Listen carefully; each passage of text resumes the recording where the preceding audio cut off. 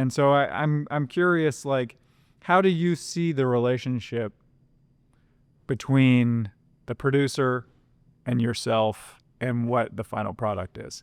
Like, what do you think that you're able to add to it? And how do you see, their work juxtaposed against your own? There's already a flavor profile locked in that bean, right? Yes. As you got this green coffee, it's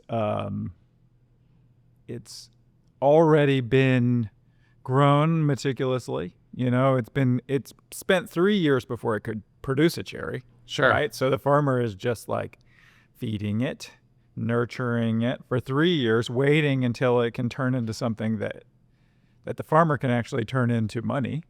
And then they sort of have a choice, right? They could just pick everything off of that tree. Sure. And sell it for as much above the commodity price that they could possibly sell it for, and just make the money quickly. Or they could pick in stages, and they can pick only ripe cherry that reach a certain, Brix number while they're picking. And they can take that super red cherry to a dry mill, like this coffee, for example. Sure. And sell it at a premium. And the owners of the dry mill will take that coffee at a premium.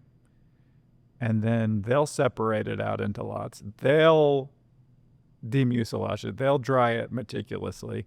They'll do that additional added value work to get it to parchment, to get it into the green form and get it into jute bags. And then they're going to bring it to us through traditionally through an importer. And so, the way I see it is like, there's so much work that you and I could only pay lip service to. Sure. We can say it out loud, we can say what's happening, but we're not there doing it.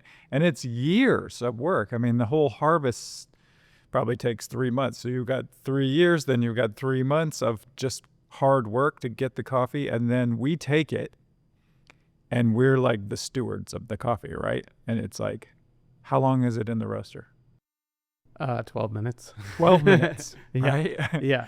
So after 3 years and 3 months, that coffee lands at our doorstep. We put it in the roaster for 12 minutes, and then we're like, okay, it's done. Yeah. We did it. We did our part. Yeah. And then, in many cases, we sort of like, as roasters, almost like take the credit. Like, look what we did. Right. But I do think that your philosophy, as I've seen it unfold, is to say, like, well, I'm just the vessel. Like, I'm just trying to figure out how to unlock what's in there, and find the best profile for this particular coffee, or even find the way to sell as much of the coffee as possible so that we continue to buy as much as we can from that producer. Sure. Right? Absolutely. Yeah. I mean, this is the type of producer that we seek out to be purchasing from year after year. And working with artisan, it's like that's their whole focus, is like long-term relationships. So it justifies the risk that the producers are, putting out there. And what do you mean by risk? Well, just, when you are like taking more time to produce coffee, you're waiting on the money to come in, and, and you're looking ahead. They have this like long view of it. Whereas like, the other end of the spectrum is like coffee from Sumatra traditionally was rushed to market, Yeah. So they basically figured out a way to get paid for it as quickly as possible. And roasting companies kind of help that along, actually. I mean, it's ingenious, really, Sure. when you think about it. I mean, I've always thought it kind of goes back to Starbucks. Yeah. They were kind of the ones that saw that opportunity Yeah. Um, So I'll try and explain it a little bit to listeners, which is just that like there's a process called giling basa in Sumatra and Indonesia that is just a fast hull and a sort of